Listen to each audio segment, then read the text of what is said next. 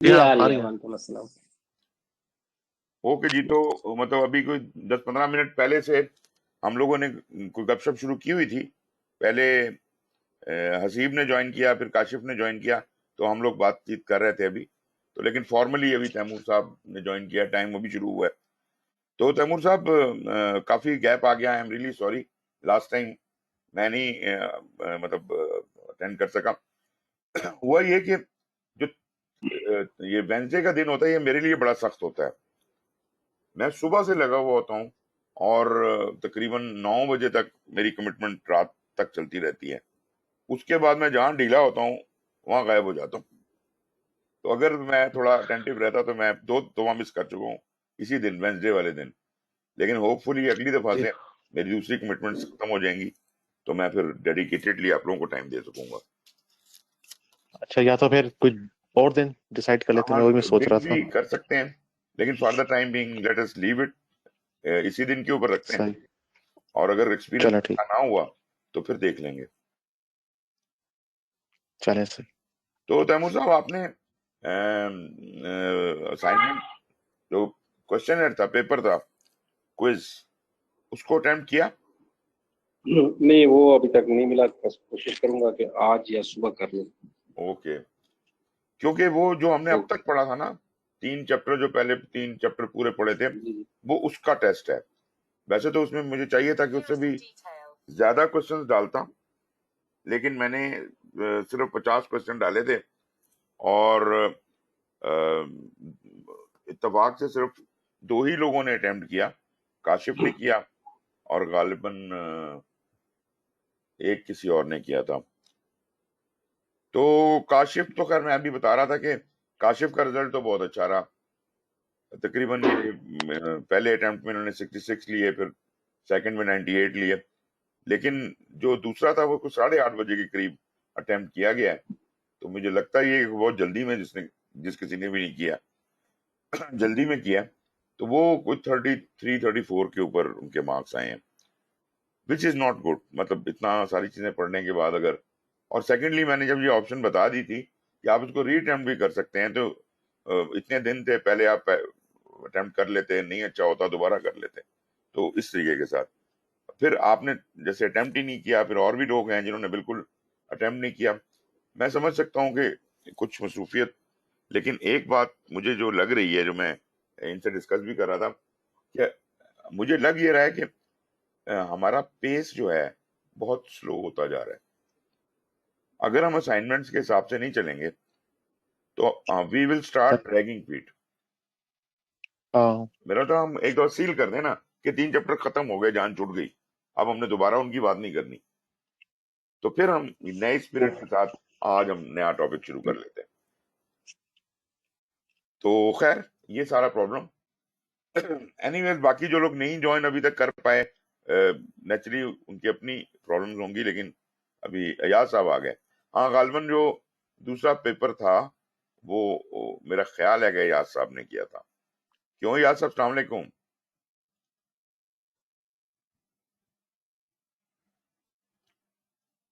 जी अयाज साहब, अस्सलाम वालेकुम, आवाज आ रही है?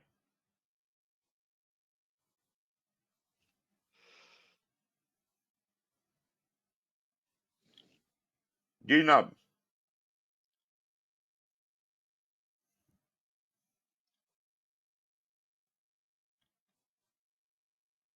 अच्छा, खैर जी, चलें।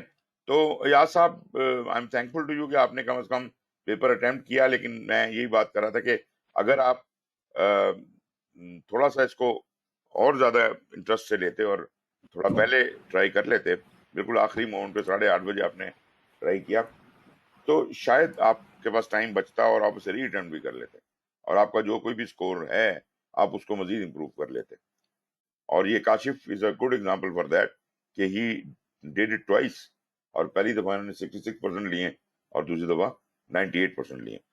इससे 2 बातें पता चलती हैं। एक तो ये कि काशिफ, अस्सलाम वालेकुम, आवाज़ आ रही है सर अभी? जी जी जी, बिल्कुल बिल्कुल। Sir thank you sir. तो यार साहब, आपने किया था अटेम्प्ट? जी सर, बस मैंने तो मतलब आप ये कि आज सुबह फारिग हुआ हूँ मैं अपनी सारी एक्टिविटीज़ से, अच्छा अच्छा। तो फिर उसको देख के तो फिर देन आई ट्राइड। वही उसमें ना, थोड़े इश्यूज ऐसे चल रहे थे, जल्दी जल्दी उस में हिसाब किया से आपने। पता। जी हाँ सर, वो जल्दी जल्दी में किया सर मैंने सर। चलें, कोई बात नहीं, ये आप अटेम्प्ट कर लीजिएगा। सर दोबारा अटेंड करके देखेंगे इंशाल्लाह जी जी सर इसको बिल्कुल सर। करें, दोबारा करें, 2 दफा 3 दफा। और फिर सर, जो मुश्किलात हैं, जो मसले हैं, वो बताएं मुझे, उनको हम डिस्कस सर, कर सकते हैं।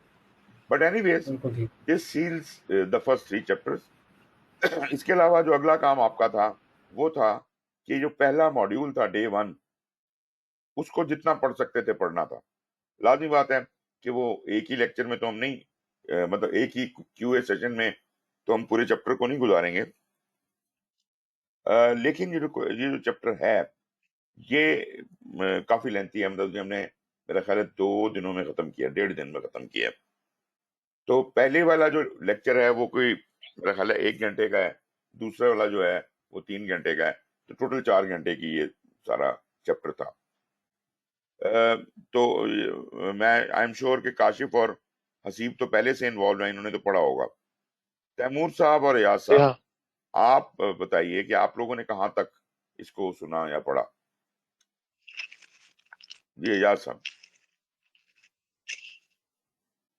सर मैंने जो मतलब आज ही के दिन में मैंने जो कुछ किया है वो आज ही किया था। तो मैंने वो आपके जो पहले जो फर्स्ट 1 आवर वाला है जी जी। उसको तो मैंने आराम से बैठ के सुना था, और बाकी जो अगला वाला है वो हार्डली कोई 30-35 मिनट्स तक मैं गया।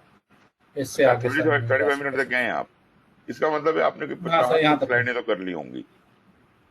सर। 50 स्लाइड्स के करीब आपने कर ली होंगी। हाँ तकरीबन इतनी सर, यहाँ तक गया हाँ सर। बिल्कुल, नहीं नहीं, बहुत अच्छा है। जो तैमूर साहब, सर आपको मौका मिला।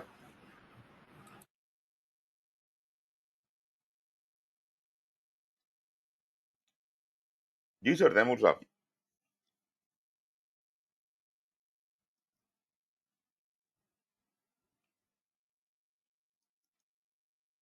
अच्छा जी, खैर मैं क्विकली वो चीजें आपके सामने फ्लैश करता हूँ ताकि जो आप लोगों ने पढ़ा है वो आपको रिमाइंड हो जाए। पहले हमने ये इसके अंदर था कि 5 मॉड्यूल्स हैं हमारे जो हमने कवर करने हैं। सब ये लिखे हुए हैं पहली स्लाइड के ऊपर। 5 मॉड्यूल्स हैं पहले, और ये 5 मॉड्यूल्स, ये आपकी तैयारी मुकम्मल हो जाएगी। लेकिन इसको जरा बहुत सीरियसली देखना है। जो मैंने पहले कहा कि जी वो 3 चैप्टर जो थे वो तो किस्सा पारीना हो गए ना, अब आपने फोकस करना है। जो आपका कोर तैयारी है एग्जाम की, वो यहाँ से होनी है। और इसमें तमाम नॉलेज एरियाज और तमाम प्रोसेस ग्रुप जो पीएमबीओके में चैप्टर 4 से 13 तक हैं, वो कवर हो जाएंगे ऑटोमेटिकली। ठीक है जी, ओके। इसमें जनाब पहला वाला जो डे है, या उसको पहला आप मॉड्यूल कह लें, वो है create a high performing team.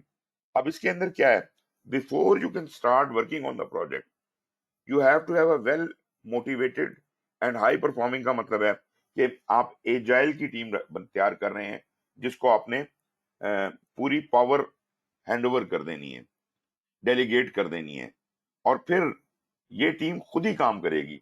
जैसा मैं पहले भी कई बार डिस्कस करता रहा हूं कि ये जो एजाइल के अंदर काम होता है, ये डंडे के जोर पे नहीं होता। It is not articulative way of working. यहाँ पे सर्वेंट लीडरशिप काम करती है, और आपको वो जब आप ये पढ़ेंगे तो आपको वो चीज इन प्ले नजर आएगी। तो ये जो पहला मॉड्यूल है, it is all about high performing team को तैयार करना, और प्रोजेक्ट की जो शुरू की दाग बेल डालनी होती है, ये उसकी बात कर रहे हैं। इसमें जनाब हाई परफॉर्मिंग टीम को तैयार कैसे करना है, और उनके अंदर क्या कैरेक्टरिस्टिक्स होनी चाहिए, वगैरह वगैरह, ये सब बातें इसमें आएंगी। दूसरा होगा स्टार्टिंग द प्रोजेक्ट, जो कि अभी आपने नहीं पढ़ा। अभी तो आप पहले वाले मॉड्यूल के अंदर ही हैं, और शायद अगली अपनी वेंसडे, जो कमिंग वेंसडे है, उसमें भी इसी के ऊपर हम बात करेंगे।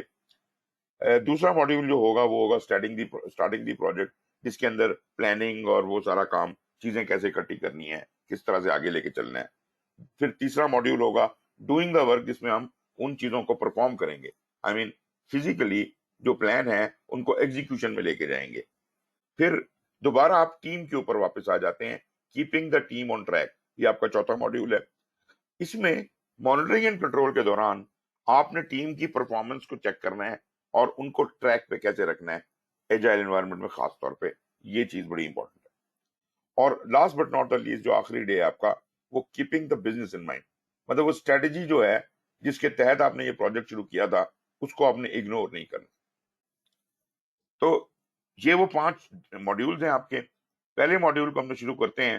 पहले मॉड्यूल में ये 7 आइटम्स हैं जिनके ऊपर डिस्कशन होगी, और आपको जैसे मैं शुरू में बता चुका हूं, जो आपको ब्रेक डाउन करिकुलम का दिया था, कि ये जो each one of these topics written here, इनमें से क्वेश्चन आने हैं आपको एग्जाम में। तो इसकी परसेंटेज फिक्स है कि बिल्ड अ टीम में से कितने परसेंट क्वेश्चन आएंगे, फलाने में से कितने आएंगे, तो वो you can refer it back there.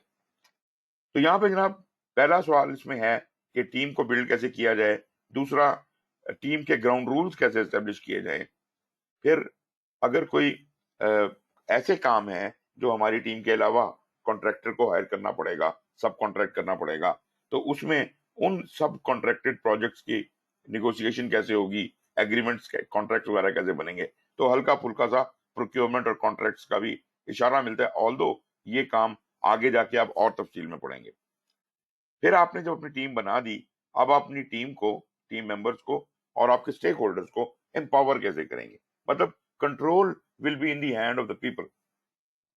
जो आपकी टीम है उसने फैसले करने हैं या आपके स्टेक होल्डर या कस्टमर ने फैसले करने हैं, आपने सिर्फ फैसिलिटेट करना है। तो उनको एम्पावर कैसे किया जाए।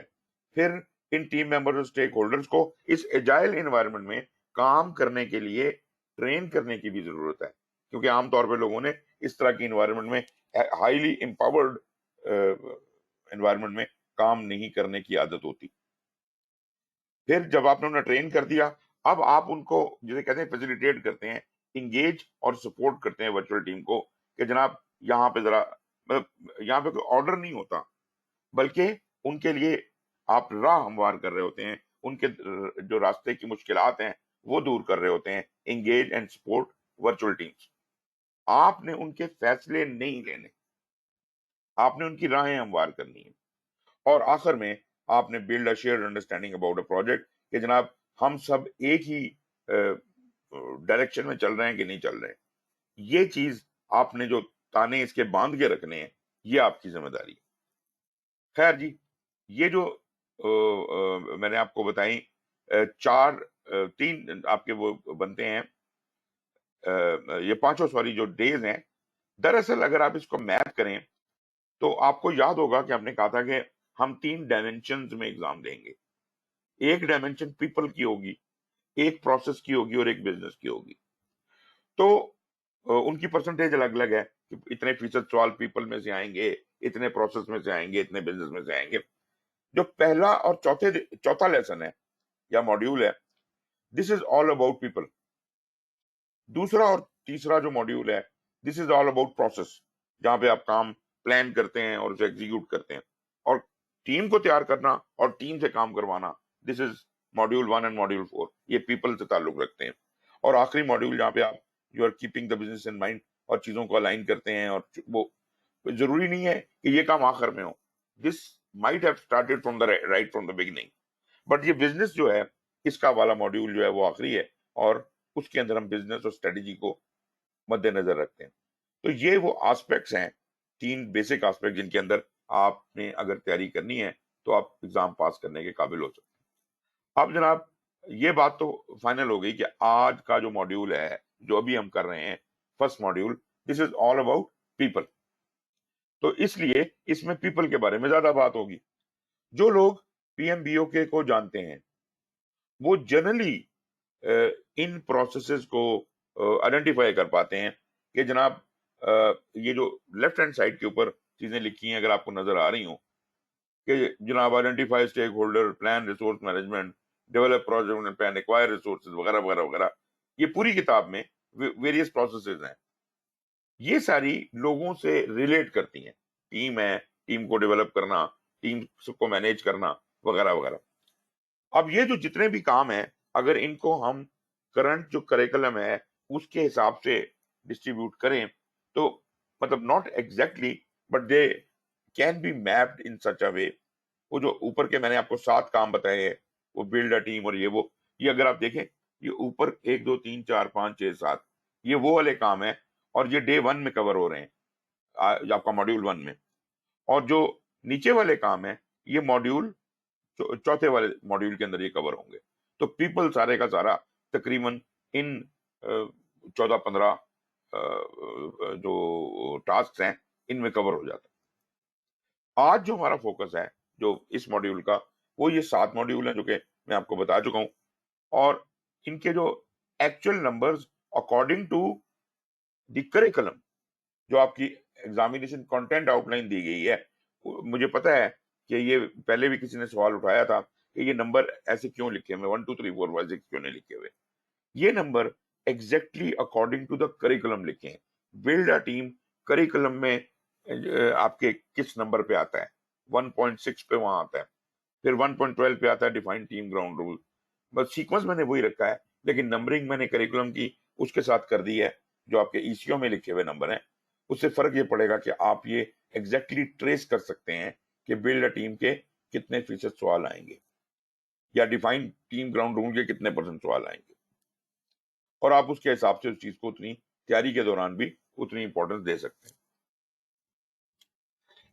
ब्रीफली ये जो 7 काम हैं इनको थोड़ा थोड़ा एक्सप्लेन किया है, और आप मजे की बात ये देखेंगे कि बिल्ड अ टीम जाती तौर पे तो ये आपको मैंने बताया 1.6 था, लेकिन ये जो बिल्ड अ टीम के अंदर जो चीजें हम पढ़ते हैं वो 1.6 के अलावा 1.2 को भी कवर करता है जो आप करिकुलम में देख सकते हैं। यहाँ पे वो कहता है जी ना सिर्फ ये कि हम we will determine the project team member requirements कि इनको किस किस्म के बंदे चाहिए, बल्कि हम टीम के स्किल्स को भी अप्रेज करेंगे और मेंटेन करेंगे टीम के नॉलेज ट्रांसफर को। अब ये खाली बिल्ड टीम नहीं हो रहा, this is a bit more than that. तो अंदर इसके 1.6 के अलावा 1.2 भी छुपा हुआ है, ऑल्दो आपको शायद बहुत वाजे तौर पे नजर ना आए कि 1.2 अलग से पढ़ाया जा रहा हो। फिर दूसरा जो है वो जिसको हमने कहा था डिफाइन ग्राउंड रूल्स, वो कहता है जी collectively define project ground rules based on the context such as organisation rules team dynamics etcetera. ये 1.12 टास्क नंबर है। ये टास्क बार बार मैं कह रहा हूं आपने ईसीओ से देखने, एग्जामिनेशन कंटेंट आउटलाइन खोल के सामने रखें और उसके साथ आप रिलेट करते जाएं। इसी तरह से ये सारे के सारे यहाँ पे एक्सप्लेन है और आपने पढ़े भी होंगे और सुने भी होंगे।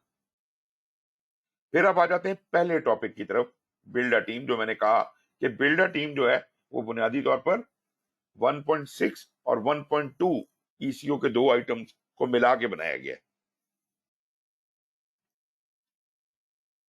ये जिस तरह ये मैंने आपको बताया, पीपल में से आपको 42% सवाल आते हैं, बहुत ज्यादा क्वेश्चन है 42%। प्रोसेस जो दूसरे और तीसरे मॉड्यूल हैं उनको मिला के 50% क्वेश्चन आते हैं, और बिजनेस वो जो आखिरी वाला दिन था, आखिरी मॉड्यूल जो है 5वां, उसमें टोटल 8% क्वेश्चन है। तो मतलब जो चीजें आज आप मॉड्यूल 1 में पढ़ रहे हैं वो तकरीबन आप समझ लीजिए कि इसका आधा तो होगा ना, 21% क्वेश्चन तो उसके होंगे। So these are very important. ये एक डायमेंशन है देखने की कि आपको कितने क्वेश्चन कहाँ से आएंगे। हम थोड़ा क्वेश्चन ओरिएंटेड बातचीत कर रहे हैं, लेकिन साथ साथ आपकी जो नॉलेज ट्रांसफर भी होती रहेगी और आपका वो जो चीजों को समझने का हिसाब किताब है वो भी बनता जाएगा। इसके अलावा दूसरी एक चीज आपने पिछले लेक्चर में जब मैं डिफाइन कर रहा था कि ये सर्टिफिकेशन कैसे है, वहां आपने ये भी सुनी होगी कि इसके अलावा आपका जो टोटल पेपर है वो 50-50 होगा। आधे सवाल एजाइल के होंगे और आधे प्रिडिक्टिव प्रोजेक्ट मैनेजमेंट के होंगे, और आपको तैयार रहना है क्योंकि अब एजाइल क्वेश्चंस की भरमार है। पहले जो लोग पीएमपी करते थे उनको एजाइल के क्वेश्चन इतने ज्यादा नहीं आते थे, और ये माइंडसेट ही डिफरेंट है। अगर आप ये समझे बगैर अटेम्प्ट करने की कोशिश करते हैं कि ये सवाल एजाइल का है या प्रिडिक्टिव का है, तो मसला हो जाएगा, जवाब बदल जाएंगे। इसलिए इस बात को भी ध्यान में रखना है कि not only these percentages matter, but also आधा पेपर आपका एजाइल है और आधा पेपर आपका प्रिडिक्टिव है। तो इवन अगर पीपल में से भी क्वेश्चन आ रहे हैं 42%, तो 21% इसमें से एजाइल क्वेश्चन होंगे और 21% इसमें से प्रिडिक्टिव क्वेश्चन। तो बड़े अच्छे तरीके से आपने अपने आप को तैयार करना है। मैं वही जो बात बार बार कहता हूँ जी, आप बहुत ज्यादा सीरियस होने की जरूरत है। कुछ कमिट तो करें आप। अगर आपने वाकई पीएमपी का एग्जाम पास करना है तो मैं बता दूं आसान काम तो नहीं है। कुछ कमिटमेंट तो हो आपकी तरफ से, कुछ आप डेडिकेट तो करें टाइम और एनर्जी। अगर आपने इसको बिल्कुल आखिरी प्रायोरिटी पे रखा तो बड़ा मुश्किल हो जाएगा। आप मुझसे आज एक नए आपके साथ ज्वाइन किया है फैसल ने, वो अभी आज तो नहीं है, वेडनेसडे को आएंगे। उन्होंने पूछा जी ये कितनी देर में हो जाएगा? मैंने कहा जी 16 लेक्चर हैं, आप रोज के रोज एक लेक्चर सुन के रोज के रोज डिस्कस करने 16 दिन में हो जाएगा। आप हफ्ते में एक एक करें, 16 हफ्ते में हो जाएगा। और अगर आप महीने में एक कर दो, 16 महीने में हो जाएगा। बात ये ना कि कवर करना है ना, कवरेज पूरा लेना है आपने। तो कवरेज जब तक आप समझ के नहीं लेंगे, खुद ब खुद ये स्पून फीडिंग नहीं होगी। वैसे तो अगर आप इंटेलिजेंट हैं तो मेरे से बात करने की जरूरत ही नहीं है, आप सिर्फ वीडियोस देख के और जो मटेरियल मैंने आपको दिया है उससे ही तैयार होकर एग्जाम दे सकते हैं, इसमें कोई शक नहीं है। और आप हैं intelligent, but only thing is, are you committed, are you determined? That will take you along. अगर पीएमपी एग्जाम पास करना है, that's how it is done. Dedication और डिटर्मिनेशन चाहिए। एनीवेज, ये जनाब बिल्ड अ टीम में जो टूल्स और नॉलेज इस्तेमाल होने हैं तमाम प्रोसेस के अंदर, यहाँ पे वो बताता है जी, सिर्फ बिल्ड अ टीम की बात कर रहा है। कहता है जी determine project team member requirement. अब ये वो चीजें जो 1.6 की थी वो खुल गई, उसमें 1.6.1 आ गया और 2 आ गया। तो इसके अंदर अप्रेज स्टेक होल्डर स्किल्स हैं और determine project team member requirements हैं। फिर 1.2.2 है सपोर्ट डाइवर्सिटी एंड इंक्लूजन। तो जो लोग आएंगे वो डिफरेंट एरियाज से होंगे या स्टेक होल्डर्स होंगे, वो भी डाइवर्स होंगे, तो आपने सबको साथ लेके चलना है, सबको इंक्लूड करना है। Discuss project responsibilities within the team, continuously assess and refresh team skills to meet project need. अब काम शुरू नहीं हुआ, लेकिन आपने लोगों के स्किल्स को एक खास लेवल तक लेके जाना है बिल्ड करके, तो टीम बिल्डिंग भी होगी। और फिर उनका जो नॉलेज बेस है, नॉलेज ट्रांसफर करना है और उसका नॉलेज बेस जो आपने कांस्टेंट स्ट्रीम रखना है। इसमें बहुत से टूल्स इसने यहाँ पे दिए हैं। जरूरी नहीं है कि सारे के सारे आप एक ही वक्त में इस्तेमाल कर रहे हो, या अगर ये भी जरूरी नहीं है कि मतलब इनके बगैर भी कि एक आध को छोड़ के काम हो सकता है। ये आप टीम का काम होता है कि वो चूज करती है कि कौन सा वाला टूल किस जगह इस्तेमाल करना है। They are not mandatory. इसमें आप आगे सुनेंगे, राशि है, एटीट्यूडनल सर्वेज हैं, स्पेसिफिक असेसमेंट्स हैं, बहुत सी चीजें। और जो डिलीवरेबल्स हैं इस इन प्रोसेसेस के, वो मिला जुला के इसमें स्किल बिल्ड होंगे, स्किल की लिस्ट बनेगी, रिसोर्स मैनेजमेंट प्लान बनेगा, टीम की एक डायरेक्टरी बन जाएगी, प्रोजेक्ट ऑर्गेनाइजेशन के चार्ट्स मुख्तलिफ किस्म के वो डेवलप होंगे। और फिर इसका बाकायदा आप क्या क्या नॉलेज हर एक पॉइंट से गेन कर रहे हैं। मिसाल के तौर पे determine project team member requirement से आप avoid single point of failure, journalising specialist, ये डिस्कशन में आपको ज्यादा क्लियरली वाजे हो। फिर जनाब ये बिल्डर टीम में उसने कहा जी कि हम, जैसे अब मैंने आपको भी बता चुका हूँ, सपोर्ट डाइवर्सिटी एंड इंक्लूजन दरअसल 1.2.2 है ईसीओ के हिसाब से। अप्रेज टीम स्किल्स 1.6.1 है। ये सारा कुछ आपने इंक्लूड किया है इसके अंदर, बिल्डर टीम के अंदर। फिर जनाब एक एक टास्क को लेके चलता है।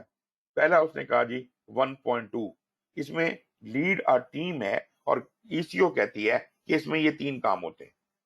लेकिन आपको जो पढ़ने को कहा जा रहा है इस स्पेसिफिक चीज के हवाले से, वो 1.2.2 है और वो 1.6 में से ये सारी चीजें, एक ये और ये सारी चीजें। इसी तरह जो अब आप ये देखेंगे, ये तो 2.16 जो है ensure knowledge transfer for project continuity, इसका तो पीपल से ताल्लुक ही नहीं है। लेकिन टीम बिल्ड करने के लिए मुझे नॉलेज ट्रांसफर तो करना पड़ेगा। इसका मतलब ये हुआ कि कुछ चीजें प्रोसेस की हम कर रहे हैं यहाँ पर, तो ये प्रोसेस वाला एक काम है। 2.16.1 discuss project responsibilities with in team.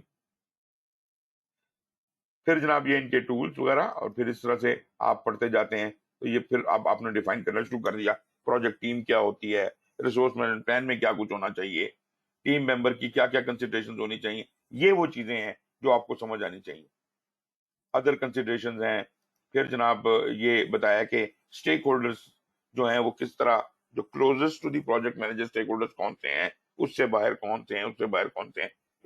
ये जो स्टेक होल्डर का ये डायग्राम बना हुआ है, this is just like an onion.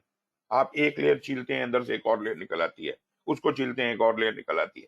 तो इसके अंदर तरीन जो है, सेंटर में बैठा हुआ है प्रोजेक्ट मैनेजर, उसके ऊपर उससे जो उसकी टीम मेंबर्स और जो उसके करीब तरीन लोग उससे इंटरेक्ट करने वाले हैं वो बैठे हैं। उससे ऊपर अगर की लेयर में चले जाएं तो वहाँ स्पॉन्सर्स और गवर्निंग बॉडीज वगैरह जो अपनी ऑर्गेनाइजेशन से ताल्लुक रखने वाले लोग हैं वो बैठे हुए हैं। उसके ऊपर जो है वो बाहर की दुनिया बैठी हुई है, मतलब उसमें कस्टमर भी हो सकता है, स्टेक होल्डर्स भी हो सकते हैं, सब कॉन्ट्रैक्टर्स, सप्लायर, सब कुछ हो सकता है। तो इस तरह से ये आपका प्रोजेक्ट का स्टेक होल्डर्स है। इनको आइडेंटिफाई कैसे किया जाता है, इनके क्या स्किल सेट्स आपको रिक्वायर्ड हैं, यहाँ तक ये आपकी पहली वाली जो वीडियो है 1 घंटा यहाँ खत्म हो जाता है। ये तकरीबन 30 स्लाइड्स हैं। और जब आप दूसरी प्रेजेंटेशन स्टार्ट करेंगे तो वहां फिर ये राशि का टूल, जो पहले जिक्र आ चुका है कि ये टूल होता है, ये राशि का टूल है, इसको डिस्कस किया जाता है। और मैं आपसे क्वेश्चन लेता हूँ, टीम स्किल को अप्रेज किया जाता है, और ये अप्रेजल की वो चीजें हैं। इसमें फिर वो कह रहे जी प्री असाइनमेंट टूल्स क्या होते हैं, कि लोगों को जब आप सिलेक्ट करते हैं तो उनको क्या चीजें आप प्री असाइन करके देखते हैं। आप उनको एटीट्यूडनल सर्वेस देखते हैं, इसका एटीट्यूड कैसा है, उसकी कुछ स्पेसिफिक असेसमेंट्स करनी है, कुछ स्ट्रक्चर इंटरव्यूज की जरूरत है, एबिलिटी टेस्ट कोई आपने क्विज लेना है, कुछ करना है, या फोकस ग्रुप्स होता है कि टीम को इकट्ठे बिठा के उनसे ग्रुप में एक्टिविटी कोई कराई जाए, कोई फोकस्ड एक्टिविटी की चाहिए, काम करके दिखाओ सारे मिलकर। तो इस तरह के मुख्तलिफ टूल्स हैं जिनसे हम एक टीम को बिल्ड करते हैं।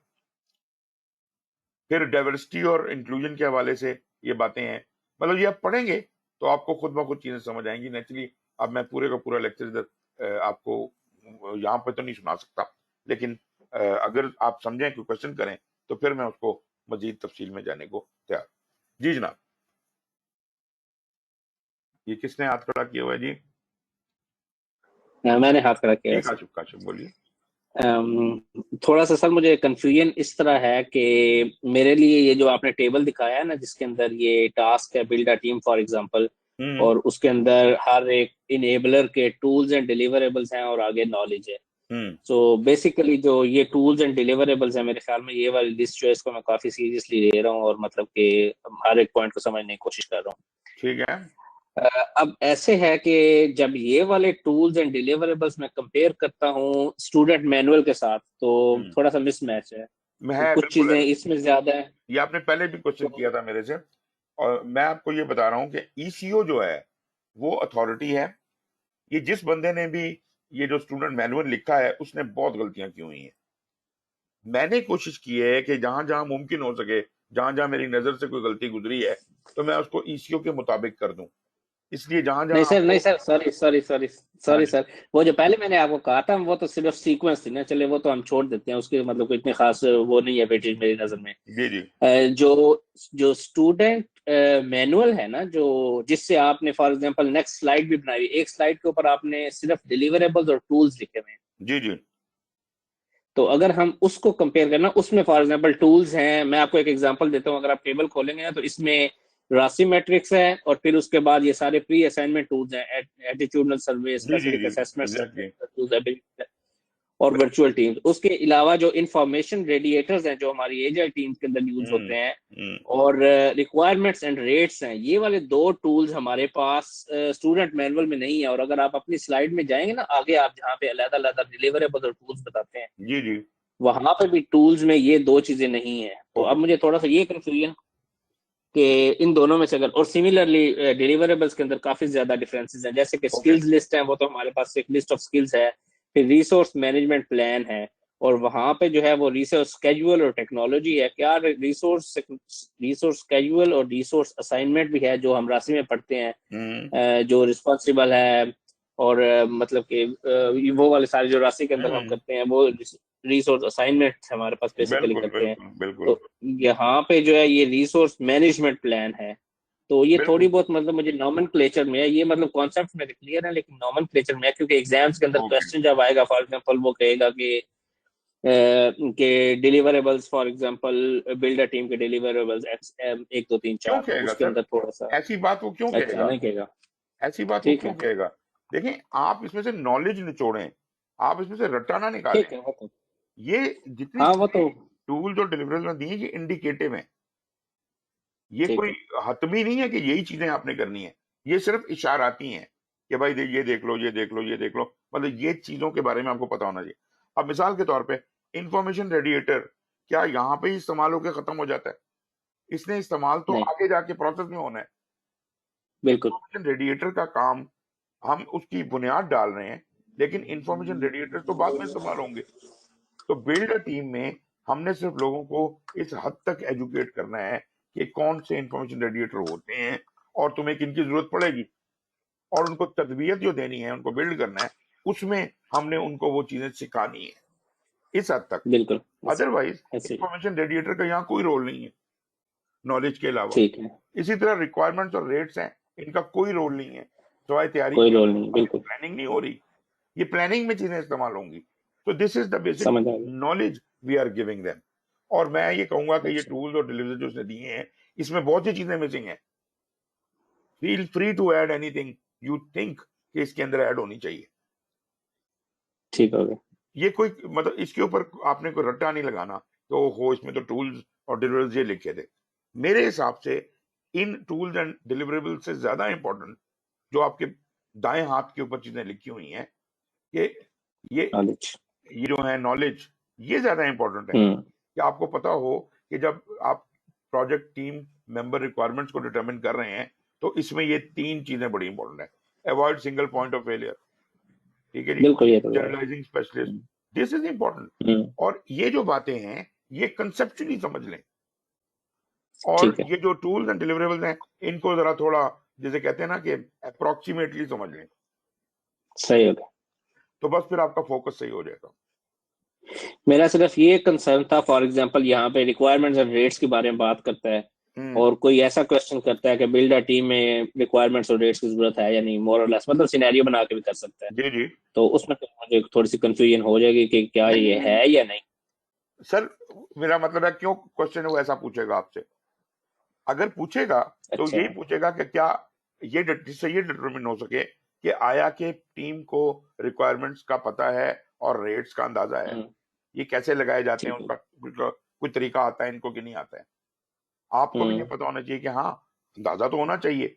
ऑल्दो इन चीजों पे असल में, जैसे मैंने आपको एक चीज बताई जो कि प्रोसेस वाला काम करवाया जा रहा है, जहां पे ये डाइवर्सिटी और इंक्लूजन की बात करते हैं, ये तो प्रोसेस है, जी लेकिन जी, इसका ताल्लुक टीम से बनता है ना। तो बिल्कुल बनता है। टीम की डाइवर्सिटी को और उनको इंक्लूड करना कि जी हर तरह के छोटा बड़ा, अच्छा ज्यादा स्पेशलिस्ट कम स्पेशलिस्ट, सबको अपने इकट्ठे लेके चलना है, तो उसके लिए हमें recognise and accommodate diverse background and experiences करने पड़ेंगे, विच इज ठीक हो outside of the, you know, अगर देखा जाए तो पीपल की डोमेन से ही बाहर है वो। हाँ जी, बिल्कुल ठीक है, समझ आ गया। चलो, तो ये थैंक यू। मैप सिर्फ आपको गाइड करने के लिए, कभी भी इसको रट्टे के लिए आपने इस्तेमाल नहीं करना। ये सिर्फ मैं ये रियलाइज करना चाह रहा हूँ कि ये एग्जाम आपके जो क्वेश्चंस इन बातों से बन सकते हैं, ये जो नॉलेज नजर आ रहे हैं, ये नॉलेज नजर आ रहे हैं और ये टूल्स नजर आ रहे हैं, इनका जिक्र आ सकता है किसी क्वेश्चन में, बस इस हद तक। इनको रटने की जरूरत नहीं है। आप अपने तौर पे एक एक टूल के ऊपर जितना मर्जी टाइम लगाएं, आप एटीट्यूडल सर्वेज खोल लें, इंटरनेट पे सर्च करें, एबिलिटी टेस्ट देखें, राशि देखें, इंफॉर्मेशन रेडिएटर देखें, जितना सीख सकते हैं सीखें, ठीक है जी। ये टूल जितने जितने भी टूल आपको कम अक्रॉस होंगे थ्रू आउट इस पूरी कोर्स के दौरान, वो आपको पता होने चाहिए। उनमें से किसी से कोई भी क्वेश्चन आ सकता है, लेकिन ये आपको पता होना चाहिए कि ये मैं पीपल के पर्सपेक्टिव में इस्तेमाल कर रहा हूँ, मैं अपना प्रोसेस के पर्सपेक्टिव में कर रहा हूँ, कहीं भी इस्तेमाल हो सकते हैं। जी जनाब। ठीक हो, जी सर, रियाज साहब मैं आपकी तरफ आऊंगा, टाइम थोड़ा हो गया हमारे पास। आपने जो पढ़ा, मैं कोशिश की समराइज आपको कर दूं कि अब तक जो आपने पढ़ा होगा होपफुली इतना ही पढ़ा होगा जितना मैंने डिस्क्राइब किया। आपका कोई क्वेश्चन हो तो बताइए। जी सर, बिल्कुल तकरीबन यही तक कि इसको देखा है और थोड़ा बहुत समझ में आ भी रहा है। इसको यकीनन मजीद स्टडी, असल में वो एक्चुअली कोई ये समझे कि खाली ये हम पौने डेढ़ घंटे की डिस्कशन के अंदर सब कुछ सीख जाएंगे तो बहुत मुश्किल काम है। जी जी तो आपकी बात ठीक है, इसके साथ कमिटमेंट करनी पड़ेगी, थोड़ा सा इसको लगाना पड़ेगा, बट अनफॉर्चुनेटली शायद जितने भी हम इधर सारे के सारे जमा है वो हर कोई अपनी जॉब में कहीं ना कहीं तो बिजी है, जी जी कहीं टाइम बिल्कुल निकाल पाता है, कहीं निकाल पाता है, दिस इज द थिंग। तो बस बट देखिए डेफिनेटली सर कि मतलब टाइम लेगा, it will take some time, but exactly जितनी चीजें वो आहिस्ता से समझ में आती है, यानी लाइक जिस तरह वो आज क्विज अटेम्प्ट करते हुए मुझे इस तरह फील हुआ कि यार कि ये जो वो दरमियान में वो चंद एक दफा आया कि फंक्शनल ऑर्गेनाइजेशन, मैट्रिक्स ऑर्गेनाइजेशन, मैंने कहा ये तो मैंने कभी देखा ही नहीं है कि ये थे किधर। सही ठीक है ना? तो वो मतलब उस तरह की चीजें भी हैं, लेकिन ये कि वो डेफिनेटली फिर मैंने थोड़ा सा उसको बाद में देखने की कोशिश की तो फिर मुझे अंदाजा हुआ कि नहीं, हमने कुछ बातचीत तो हल्की फुल्की आपने लेक्चर्स में ज्यादा की जी हुई है, जी यहाँ पे हमने थोड़ी की है। तो बिल्कुल बिल्कुल वो हमारी अपने साइड पे वीकनेस है, उसमें डेफिनेटली कोई नहीं, पर ये कि इंशाल्लाह ये चीजें इसको समझते जाएंगे और इंशाल्लाह देखते जाएंगे। बिल्कुल बिल्कुल बिल्कुल सही है। सर, चलें जी, तैमूर साहब आपकी तरफ से कोई क्वेश्चन या कोई क्वेरी? नहीं कोई ऐसा क्वेश्चन नहीं है, सुन लिया वो वीडियो मैंने पूरी आपकी, अच्छा मेरा कल 10 मार्च वाली है, जी जी चौथी जो सीरियल में है, जी जी तो वो 2-3 सिटिंग के अंदर वो सुन लिया, काफी हद तक समझ आ गई है, ओके और मेरा ख्याल है कोई कम से कम 2 दफा सुनेंगे तो वो फिर जी ज्यादा जी जी क्लैरिटी हो जाएगी। बिल्कुल बिल्कुल, मैं तो यही चाहता हूँ और तसल्ली के ये साथ। अभी इसी लेक्चर के दौरान ना, जब आप बात कर रहे थे कि इसको टीम टास्क से साथ साथ रिलेट कर लें, जी जी जी पीसीओ कंटेंट आउटलाइन, बिल्कुल वो बिल्कुल मैंने साथ खोल के देखा तो ये ये जो टास्क इतने मतलब सीक्वेंस इनका, इन्होंने कोई इंटेंशनली इस तरह रखा हुआ है कि बिल्डर टीम को टास्क 6 दिया हुआ है और वो सर जिस वक्त मैनेज कॉन्फ्लिक्ट को, सर इसकी इसके होती है, ऊपर अपने आप को कंफ्यूज करने की जरूरत नहीं है। नहीं नहीं कंफ्यूज ना करें, लेकिन मैं आपको जनरली बता देता हूँ, जिस वक्त इसका सिलेबस बनाना, तो सिलेबस की तरतीब है वो एग्जाम की तरतीब नहीं है, ठीक। वो सिलेबस की तरतीब है कि पहले जनाब इस चीज पे फोकस करेंगे, फिर इस पे क्वेश्चंस उन्होंने बाद में जो बनाने थे वो इसके मुताबिक बनाने थे। तो पहले एक सिलेबस बनता है ठीक। या करिकुलम बनता है जिसका आप वो ईसीओ कहते हैं, और ये मार्केट की डिमांड होती है। मार्केट में लोग किस तरह का प्रोजेक्ट मैनेजर देखना चाहते हैं, उसका एनालिसिस है ये ईसीओ जो है। फिर इस ईसीओ जब हतमी हो जाती है, रिव्यू हो जाती है, तो फिर उस ईसीओ की बुनियाद पे क्वेश्चन लिखे जाते हैं, और वो क्वेश्चन जो आपसे ठीक। पूछे जाएंगे उसका पैटर्न ये है। तो ये थोड़ा सा ट्विस्टेड है, लेकिन ये आपको समझ आ जाएगा। ठीक है, थैंक यू। चलें जी, अच्छा जबरदस्त। सर सोहेल, जी जी जी याद ये वो वही जो कल सर तैमूर भी बात कर रहे थे, ये मैंने भी इसको, ये जो हमारा है project management professional exam content outline sir, जी जी इसको मैंने भी खोला तो इसको भी मैं खोल के, अब इसके अंदर जो हम तो वो शुरू किया उसने पीपल 42% डोमेन 1 पे, हाँ जी उसने पहला टास्क मेंशन किया है मैनेज कॉन्फ्लिक्ट। जी जी जी सर, एक बात समझ लीजिए कि जो बातें यस सर। उसमें लिखी हुई है ना, सर क्वेश्चन बन सकता है, ठीक है सर। ठीक है जी, और जो परसेंटेज उसमें लिखी हुई है कि इतने परसेंट क्वेश्चन इसमें बनेंगे, तो वो बनेंगे। ठीक है सर। तो वो सारा कुछ आपने रिव्यू करना है एक दफा, कि अगर कहीं नहीं भी कवर हुआ, अव्वल तो कवर हो जाएगा सारा कुछ इसके अंदर, ठीक है सर। आगे पीछे कहीं करके सब कवर हो जाएगा। लेकिन अगर कोई आप समझते हैं एग्जाम देने से पहले कि नहीं यार ये वाली चीज मुझे नहीं समझ आई, तो उसको समझें, चीज तो लिखी हुई है ना आपके सामने, उसको समझें। अच्छा, मतलब बेसिकली हम अभी इसके हिसाब से हम टास्क 2 से स्टार्ट लेने लगे हैं इसके, उसको छोड़ दें आप, हम जिस हिसाब से चल उसको रहे छोड़ दो हैं सर। वो है ठीक हो गया 2.6 सर। बिल्डर टीम, ठीक है जी, बिल्डर टीम की ये तरतीब है, और इस बिल्कुल तरतीब सही को सर। अगर आप ईसीओ से मिलाएं, रेफर करें, तो वो मैंने नंबर लगा दिए हैं। बिल्कुल ठीक सर। लेकिन जो जिसको हम कहते हैं ना, जो हमारी बाइबल है, वो वही है, सर सर ईसीओ। ठीक है सर। सही हो एवरीथिंग इन गया सर। Eco is correct. वो जो जैसे अभी बात करते हैं स्टूडेंट मैनुअल में, उसने गलती ये की है कि लिखने वाले, स्टूडेंट मैनुअल लिखने वाले ने वहां अपनी एक नई नंबरिंग डाल दी है, जिससे कंफ्यूजन ठीक हो क्रिएट हो गया, गई है। बिल्कुल ठीक सर, तो बिल्कुल ठीक कहीं कहीं आपको शायद मेरी स्लाइडों में भी, क्योंकि मैंने वहां से कॉपी किया होगा, तो मेरी स्लाइडों में भी वो सर। गलती शायद हो, लेकिन आपने ज़हन में ये ठीक, रखना है, ईसीओ टेक्स द प्रेसिडेंस। तो जो बिल्कुल ठीक नंबर है ईसीओ का है वो हतमी नंबर है। सर। राइट सर, बिल्कुल ठीक सर। जनाब ये हो गया जी। बाकी काशिफ और रसीब आपकी तरफ से कोई पॉइंट? नहीं सब ठीक है अल्हम्दुलिल्लाह जी हाँ। अच्छा जी, अब मेरा अच्छा, इरादा जबरदस्त। ये है कि अगला हफ्ता जो है वो हम इस मॉड्यूल के ऊपर ही लगाएं। मतलब ये है कि जो बिल्कुल ठीक सर। पहली 30 स्लाइडें तो निकल गई ना, तो ये 8 पहले एक दिन तो मुकम्मल हो गया। जो अगला दिन है 3 घंटे का लेक्चर, उसको हम वेंसडे और सैटरडे तक डिस्कस करेंगे। आधा 1.5 घंटा जो है वो वेंसडे को हम उसको क्लियर ऑफ कर लेंगे, और बाकी आधा 1.5 घंटा जो है वो हम सैटरडे, अगले सैटरडे को।